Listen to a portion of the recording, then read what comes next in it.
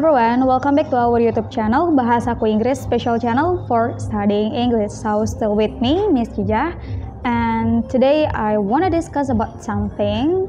Oke, nah kira-kira para English learner yang ngambil TOEFL itu udah tahu belum sih apa itu TOEFL, apa itu definisi TOEFL, dan TOEFL tuh ada berapa aja, atau mungkin apa TOEFL tuh cuma satu aja gitu, atau apakah ada perbedaan antara TOEFL yang satu dengan TOEFL yang lainnya. So, yep, we're gonna talk about that, and don't forget to click like, comment, and subscribe, and the notification below, cause we will give you more video. So, happy starting, and let's enjoy the video. Alright everyone, sebelum masuk ngebahas tentang TOEFL itu ada berapa, nah kita bakal ngebahas dulu definisi atau fungsi dari TOEFL sendiri. Nah, TOEFL ini itu adalah standarisasi untuk mengetahui tingkat kemampuan bahasa Inggris seorang pelajar ya, atau mungkin seorang pekerja ketika dia ingin melanjutkan jenjang perkuliahan atau mungkin jenjang studi dan pekerjaan ke negara-negara yang memang menggunakan bahasa dasarnya itu bahasa Inggris. Nah, jadi mereka membutuhkan tes TOEFL atau mereka harus melakukan tes TOEFL. Jadi biar kelihatan nih standarisasi bahasa Inggris mereka tuh udah sampai mana. Terus skill bahasa Inggris mereka tuh kira-kira bisa nggak buat bergabung atau buat mengikuti daily yang ingin mereka hidupi. Karena kita nggak mungkin menerima seseorang yang belum siap. Nah, jadi mungkin poinnya di situ. Nah, makanya kenapa English learner ini ketika sudah mengambil kursus, mereka terus melanjutkan memfokuskan pada TOEFL itu sendiri. Oke. So, itu yang dimaksud dari fungsi TOEFL dan juga definisi TOEFL, dan TOEFL itu buat apa. So, yang kedua, TOEFL itu ternyata nggak cuma TOEFL PBT aja. Yang kita tahu mungkin TOEFL itu TOEFL PBT, kalau kita udah pernah ngerasain yang TOEFL PBT.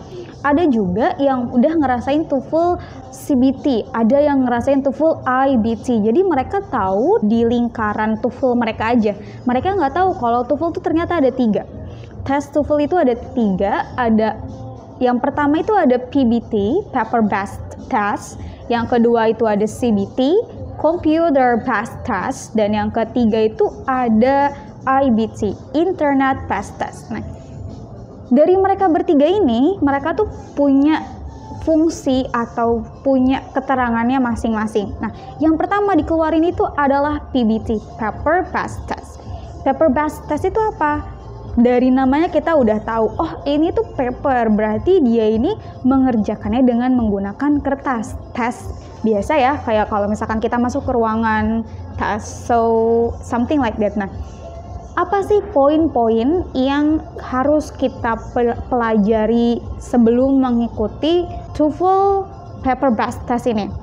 Nah, yang harus kita dalami poinnya itu adalah pertama itu listening, yang kedua itu ada structure ya. Structure itu seperti tata bahasa Inggris atau mungkin grammarnya. Nah, sampai mana kemampuan kita tentang grammarnya gitu kan.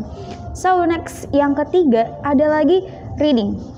Reading itu ya kemampuan baca kita. Kita mampu nggak buat membaca dengan vocabulary mereka dan kita get the point.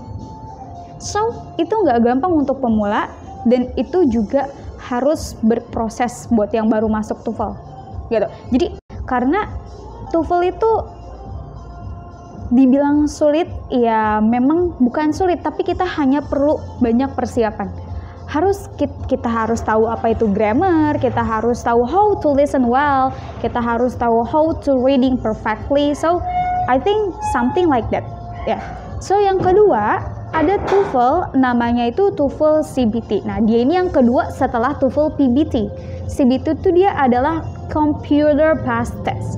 Nah, untuk Computer Based Test, dia ini baru muncul itu sekitar tahun 1908 something ya, I forgot. So, ya, jadi dia baru muncul tahun segitu setelah TOEFL PBT. Nah, dia ini menggunakan komputer, sudah tidak menggunakan paper gitu. Tapi apakah yang paper masih berlaku? Masih. Untuk sebagian orang itu masih menggunakan paper based test. Ada juga yang sudah beralih ke computer based test. Nah, apa sih perbedaannya? Nah, perbedaannya itu ada di bagian writing. Jadi, kalau tadi di TOEFL PBT itu dia ada 3 poin. Poin yang pertama itu ada listening, ada structure, terus ada lagi reading. Nah, sekarang yang di CBT dia kan computer ya. Dia ini ada writing ya. Dan tesnya ini berlangsung selama 2 atau 2 jam setengah. Jadi itu berlangsung tes TOEFL. So, itu yang dimaksud.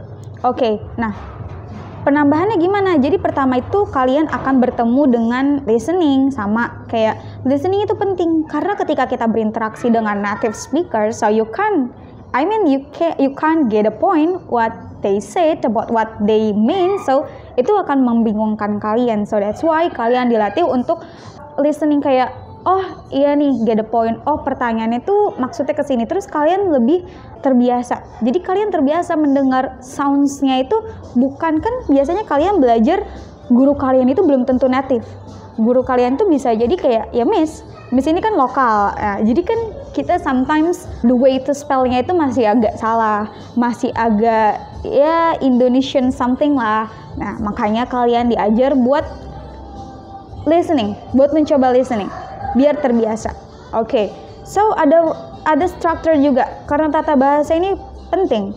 Even kalian hanya memperdulikan speaking, tapi speaking yang tidak menggunakan grammar itu adalah mungkin daily speaking, dan itu pun jarang. Jarangnya tuh gimana maksudnya? Itu paling kayak sekali lewat doang, atau mungkin obrolan selewat doang yang nggak pakai grammar. Tapi kalau ketika kalian like doing speech, nah you need the grammar.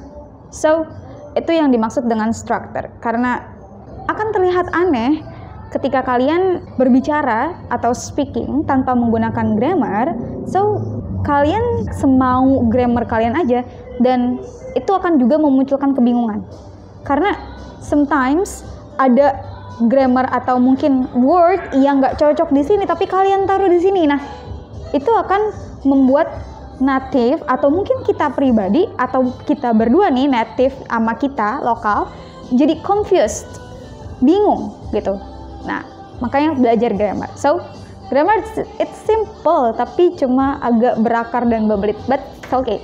So next, yang ketiga setelah structure itu, yang ketiga ini ada 2, ada reading dan ada writing. Jadi nanti kalian ada test readingnya juga, ada writingnya juga.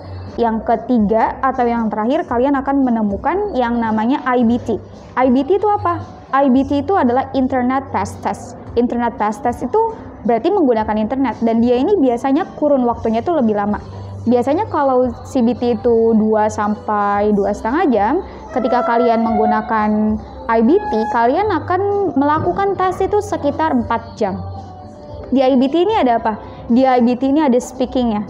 Jadi ketika kalian nanti tes IBT, itu ada speakingnya gitu. Jadi ditambahkan speaking. Strukturnya ada nggak? Masih dong gitu. Jadi ditambah. Nah, makanya lebih lama. Untuk skornya juga beda-beda. Ada 2. Ada yang mulai dari 0 sampai 120 tertingginya, ada yang mulai dari 310 sampai 670 something, itu paling tinggi. So gitu. Nah, penggunaannya gimana? Penggunaannya tergantung kalian. Kalian itu butuhnya yang mana?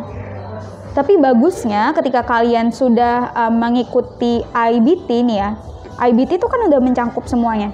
Jadi ketika kalian mau masuk ke universitas atau ke ya we can say company yang membutuhkan TOEFL, tes TOEFL. Nah, IBT itu bisa dipakai di mana-mana karena udah poin semuanya tuh udah dapat. Speaking you get it. Listening you get it. Structure you get it. Reading, writing you get it. So IBT gitu. Tapi kalau kalian pengen kayaknya kalau IBT terlalu high level banget gitu kan, kalian pengen mulai dari PBT, so of course why not gitu. So that's it about TOEFL, and maybe someday we can talk about what is IELTS and apa fungsi-fungsi TOEFL di kehidupan kita. That's it for today. Stay with me, Miss Jija, and stay on Bahasaku Inggris. See you in the next occasion. Bye-bye.